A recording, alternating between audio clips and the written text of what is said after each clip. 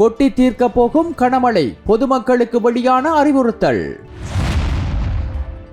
நம்பிய மக்களை கைவிட்ட அரசாங்கம், நாமல் ராஜபக்ச குற்றச்சாட்டு.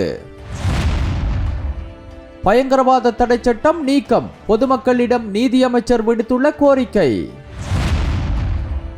நீடிக்கப்பட்ட சிவப்பு எச்சரிக்கை, தேசிய கட்டிட ஆராய்ச்சி நிறுவனம் வெளியிட்ட அறிவிப்பு. நிவாரணங்கள் முழுமையாக வழங்கப்பட வேண்டும், ஜனாதிபதியின் அதிரடி உத்தரவு. மத தலங்களுக்கு கடுமையான பாதுகாப்பு ஏற்பாடு, போலீஸ் ஊடக பேச்சாளர் வெளியிட்ட அறிவிப்பு. இன்றைய தினம் கிழக்கு, ஊவா மற்றும் மத்திய மாகாணங்களுடன் புலனறுவை, ஹம்பாந்தோட்டை மாவட்டங்களில் இடையிடையே மழை பெய்ய வாய்ப்பு இருப்பதாக வளிமண்டலவியல் திணைக்களம் தெரிவித்துள்ளது. அதேபோல் சப்ரகமுவ மாகாணம் மற்றும் காலி, மாத்தறை, களுத்துறை மாவட்டங்களின் சில பகுதிகளில் பிற்பகல் 2 மணிக்கு பின்னர் மழை அல்லது இடியுடன் கூடிய மழை ஏற்படக்கூடும் என தெரிவிக்கப்பட்டுள்ளது. மத்திய மலைநாட்டின் கிழக்கு சரிவுகள், வடக்கு, கிழக்கு, வடமத்திய, வடமேல் மாகாணங்கள் மற்றும் கம்பாந்தோட்டை, மொனராகலை மாவட்டங்களில் சில நேரங்களில் மணித்தியாலத்துக்கு 40 கிலோமீட்டர் வரை வேகம் கொண்ட ஓரளவு பலத்த காற்று வீசக்கூடும் என்று அறிவிக்கப்பட்டுள்ளது. மேல் சப்ரகமுவ மற்றும் மத்திய மாகாணங்கள் உட்பட காலி, மாத்தறை மாவட்டங்களின் சில இடங்களில் அதிகாலை நேரங்களில் பனிமூட்டம் காணப்படலாம் எனவும் கூறப்பட்டுள்ளது. இடியுடன் கூடிய மழை ஏற்படும் சந்தர்ப்பங்களில் திடீர் காற்று மற்றும் மின்னல் தாக்கங்களால் ஏற்படக்கூடிய அபாயங்களை குறைக்கும் வகையில் பொதுமக்கள் தேவையான முன்னெச்சரிக்கை நடவடிக்கைகளை கடைபிடிக்குமாறு அதிகாரிகள் அறிவுறுத்தியுள்ளனர். நாட்டில் தற்போது நிலவும் இயற்கை அனர்த்தங்கள் மற்றும் நிர்வாக குழப்பங்கள் காரணமாக பொதுமக்கள் கடுமையான சிரமங்களை எதிர்கொண்டு வருவதாக நாடாளுமன்ற உறுப்பினர் நாமல் ராஜபக்ச தெரிவித்துள்ளார். ஊடகங்களுக்கு கருத்து தெரிவித்த அவர், அரசாங்கத்தின் செயலற்ற நிர்வாகத்தினால் மக்கள் துன்புறுவதாகவும், குறிப்பாக கிராமப்புறங்களில் ஆளும் தரப்பினர் மீது பெரும் அதிருப்தி உருவாகியுள்ளதாகவும் சுட்டிக்காட்டினார். அரசாங்கத்தை ஆதரித்து செயற்பட்ட கிராம மட்ட குழு உறுப்பினர்கள் இன்று மக்களின் கோபத்துக்கும் அழுத்தத்துக்கும் உள்ளாகியுள்ளதாக கூறிய அவர், மக்கள் ஆபத்தில் இருக்கும் வேளையில் அரசாங்கம் அவர்களுக்கு துணை நிற்க தவறியுள்ளதாக குற்றஞ்சாட்டினார். இதன் விளைவாக அரசாங்கத்தின் மீது மக்கள் வைத்திருந்த நம்பிக்கை கடுமையாக பாதிக்கப்பட்டுள்ளதாக அவர் குறிப்பிட்டார். பதுளை மற்றும் குருநாகல் மாவட்டங்களில் ஏற்பட்ட இயற்கை அனர்த்தங்களை எடுத்துக்காட்டிய நாமல் ராஜபக்ச, பாதிக்கப்பட்ட மக்களுக்கான உதவிகளில் அரசு அதிகாரிகள் மற்றும் அரசியல்வாதிகளிடையில் ஒருங்கிணைப்பு இல்லாதது தெளிவாக தெரிகிறது என விமர்சித்தார். பதுளை மாவட்டத்தில் பலத்த மழையால் கிராமங்கள் நீரில் மூழ்கியுள்ளதுடன் மாணவர்கள் பாடசாலைக்கு செல்ல முடியாத நிலை ஏற்பட்டுள்ளதாக,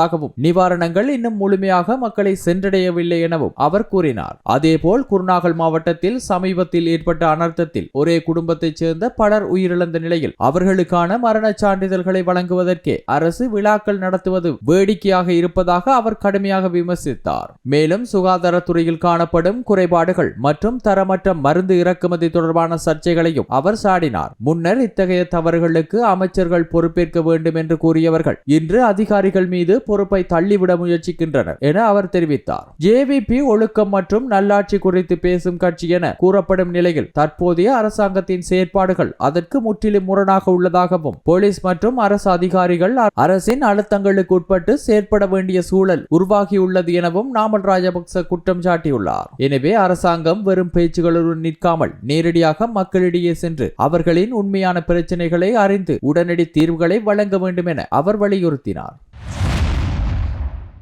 பயங்கரவாத தடை சட்டத்தை ரத்து செய்து புதிய சட்டமூலத்தை அறிமுகப்படுத்தும் நடவடிக்கையின் ஒரு பகுதியாக பொதுமக்களிடமிருந்து கருத்துக்கள் மற்றும் பரிந்துரைகளை பெறுவதற்காக நீதியமைச்சர் ஹர்சன நாணயக்கார அழைப்பு விடுத்துள்ளார். இந்த சட்டமூலம் தொடர்பான கருத்துக்களை 2026 ஆண்டு பிப்ரவரி 28ஆம் தேதிக்கு முன்னர் சமர்ப்பிக்க முடியும் என அமைச்சர் தெரிவித்துள்ளார். புதிய சட்டம் குறித்து வெளியிட்ட விசேட ஊடக அறிக்கையில், மனித உரிமைகள் மற்றும் கருத்து சுதந்திரத்தை பாதுகாக்கும் வகையில் தற்போதைய பயங்கரவாத தடை சட்டத்தை நீக்குவோம் என்ற வாக்குறுதியை தற்போதைய அரசாங்கம் தேர்தல் காலத்தில் வழங்கியிருந்தமை அவர் நினைவூட்டினார். அதன் தொடர்ச்சியாக ஜனாதிபதி சட்டத்தரணி ரியன்சி அர்சல குலரத்ன தலைமையில் 17 பேர் அடங்கிய நிபுணர் குழு நியமிக்கப்பட்டு கடந்த 11 மாதங்களாக மேற்கொள்ளப்பட்ட ஆய்வுகளின் அடிப்படையில் புதிய சட்டமூலம் தயாரிக்கப்பட்டுள்ளதாகவும் அமைச்சர் குறிப்பிட்டார். இந்த சட்டமூலம் 3 மொழிகளிலும் தயாரிக்கப்பட்டு தற்போது நீதி அமைச்சரிடம் கையளிக்கப்பட்டுள்ளதாகவும், அமைச்சரவையிலும் நாடாளுமன்றத்திலும் சமர்ப்பிக்கும் முன் பொதுமக்களின் கருத்துக்களை அறிந்து கொள்ள அரசாங்கம் விரும்புவதாக போவதாகவும் அவர் தெரிவித்தார். அதன்படி குறித்த சட்டமூலத்தின் சிங்களம், தமிழ் மற்றும் ஆங்கில பிரதிகள் நீதி அமைச்சின் உத்தியோகபூர்வ இணையதளமான www.moj.gov.lk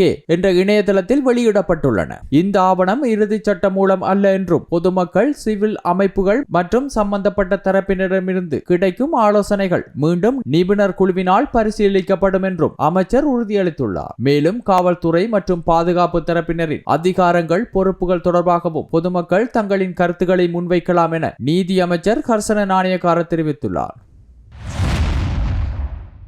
நாட்டில் நிலவும் சீரற்ற காலநிலை காரணமாக கண்டி மற்றும் நுவரெலியா மாவட்டங்களின் சில பகுதிகளுக்கு விடுக்கப்பட்ட மண் சரிவு அபாய சிவப்பு எச்சரிக்கை தொடர்ந்தும் அமலில் இருப்பதாக தேசிய கட்டிட ஆராய்ச்சி நிறுவனம் அறிவித்துள்ளது. இதன்படி கண்டி மாவட்டத்தில் தொழுவ, உடுதும்பர, மினிப்பே மற்றும் மேததும்பர ஆகிய பிரதேச செயலாளர் பிரிவுகளுக்கு உயர்ந்த அபாய நிலை எச்சரிக்கை வழங்கப்பட்டுள்ளது. அதேவேளை நுவரெலியா மாவட்டத்தின் மத்துட்ட, நில்தட்டாகின்ன, வலப்பனை மற்றும் கங்குரன்கெத்த பகுதிகளுக்கும் சிவப்பு எச்சரிக்கை நீடிக்கப்பட்டுள்ளது. இதேவேளை பதுளை, கண்டி, குருநாகல், மாத்தளை மற்றும் நுவரெலியா மாவட்டங்களுக்கு 2ஆம் நிலை எச்சரிக்கை விடுக்கப்பட்டுள்ளது. மண் சரிவு அபாயம் உள்ள பகுதிகளில் வசிக்கும் மக்கள் மிகுந்த அவதானத்துடன் செயல்படுமாறும் அவசர நிலைகளில் சம்பந்தப்பட்ட அதிகாரிகளின் அறிவுறுத்தல்களை கடைபிடிக்குமாறும் தேசிய கட்டிட ஆராய்ச்சி நிறுவனம் கேட்டுக்கொண்டுள்ளது.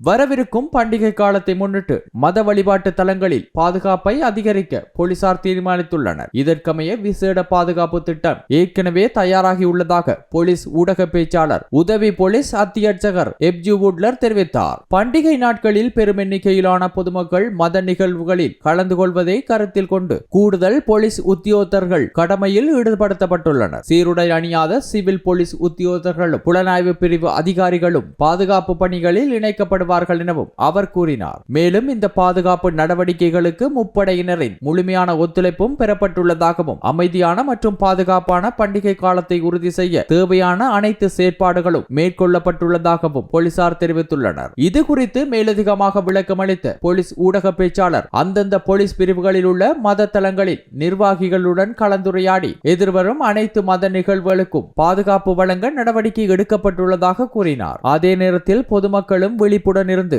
சந்தேகத்துக்கிடமான நபர்கள், குழுக்கள் அல்லது பொருட்கள் குறித்து தகவல் கிடைத்தால் உடனடியாக அருகில் உள்ள போலீஸ் நிலையம் அல்லது போலீஸ் உத்தியோகத்தர்களுக்கு அறிவிக்குமாறு கேட்டுக்கொள்ளப்பட்டுள்ளது. மேல் மாகாணத்தில் மட்டும் 2500க்கும் அதிகமான கூடுதல் போலீஸ் உத்தியோகத்தர்கள் இந்த விசேட பாதுகாப்பு திட்டத்தில் ஈடுபடுத்தப்பட்டுள்ளதாகவும் அவர் குறிப்பிட்டுள்ளார். அனர்த்தங்களால் பாதிக்கப்பட்ட மக்களின் இயல்பு வாழ்க்கையை விரைவில் மீட்டெடுக்கும் வகையில் அரசாங்கம் ஒதுக்கியுள்ள அனைத்து நிவாரணங்களும் எதிர்வரும் டிசம்பர் 31ஆம் தேதிக்குள் தகுதியானவர்களிடம் சென்றடைய வேண்டும் என ஜனாதிபதி அனுரகுமார திசாநாயக்க அதிகாரிகளுக்கு தெளிவாக உத்தரவை பிறப்பித்துள்ளார். ரீபில்டிங் ஸ்ரீலங்கா தேசிய திட்டத்தின் கீழ் அனர்த்தத்திற்கு பிந்தைய மீட்பு நடவடிக்கைகள் தொடர்பாக நேற்று ஜனாதிபதி அலுவலகத்தில் நடைபெற்ற உயர்மட்ட கலந்துரையாடலின் போதே இந்த அறிவுறுத்தல் வழங்கப்பட்டுள்ளதாக ஜனாதிபதி ஊடக பிரிவு தெரிவித்துள்ளது. இந்த கலந்துரையாடலில் அமைச்சர்கள், அமைச்சர்களின் செயலாளர்கள், மாவட்ட செயலாளர்கள் மற்றும் முக்கிய திணைக்களகங்களின் தலைவர்கள் பங்கேற்றிருந்தனர். பாதிக்கப்பட்ட குடும்பங்களுக்கு வீடுகளை சுத்தப்படுத்த வழங்கப்படும் ரூபாய் 25,000 உதவித்தொகையும், அத்தியாவசிய வீட்டு பொருட்கள் கொள்வனவுக்காக வழங்கப்படும் 50,000 தொகையும் இந்த மாத இறுதிக்குள் வழங்கப்பட வேண்டும் என ஜனாதிபதி வலியுறுத்தியுள்ளார். மேலும் வீடுகள், பயிர்கள் மற்றும் வாழ்வாதார இழப்புகளுக்கான இழப்பீடுகள் எந்தவித பாகுபாடுமின்றி வெளிப்படையான முறையில் தகுதியுள்ள அனைவருக்கும் கிடைக்க வேண்டும் என்றும் இந்த நடவடிக்கைகள் வேகமாக முன்னெடுக்கப்பட வேண்டும் என்றும் அவர் அறிவுறுத்தியுள்ளார். அதிக ஆபத்துக்குள்ளான பகுதிகளில் வசிக்கும் மக்களை உடனடியாக பாதுகாப்பான இடங்களுக்கு மாற்றி குடியமர்த்துவதற்கான நடவடிக்கைகள், புதிய குடியிருப்பு திட்டங்கள் மற்றும் காணி அடையாளப்படுத்துதல் தொடர்பிலும் விசேட கவனம் செலுத்தப்பட்டது. அதே நேரம் விவசாயத்துறையை மீட்டெடுக்க நீர்ப்பாசன கட்டமைப்புகளை சீரமைத்தல், விதை நெல் மற்றும் உர விநியோகம் குறித்து ஜனாதிபதி அதிகாரிகளிடம் விரிவாக கேட்டறிந்தார். அனர்த்தத்தால் பாதிக்கப்பட்ட கால்நடை வளர்ப்போர்கள், சிறு தொழிலாளர்கள் மற்றும் மீனவர்களின் வாழ்வாதாரத்தை மீண்டும் தொடங்க தேவையான அனைத்து உதவிகளும் வழங்கப்பட வேண்டும் எனவும் அறிவுறுத்தியுள்ளார். இதற்கிடையில் பாதிக்கப்பட்ட பாடசாலை மாணவர்களுக்காக ஒதுக்கப்பட்டுள்ள ரூபாய் 15,000 உதவித்தொகையை உடனடியாக வழங்கி நிறைவு செய்யவும், அனர்த்த காலத்தில் சேதமடைந்த அடையாள அட்டைகள் மற்றும் கடவுச்சீட்டுகளை மீண்டும் வழங்குவதற்கான விசேட திட்டம் ஒன்றை நடைமுறைப்படுத்தவும் தீர்மானிக்கப்பட்டுள்ளதாக ஜனாதிபதி ஊடக பிரிவு தெரிவித்துள்ளது.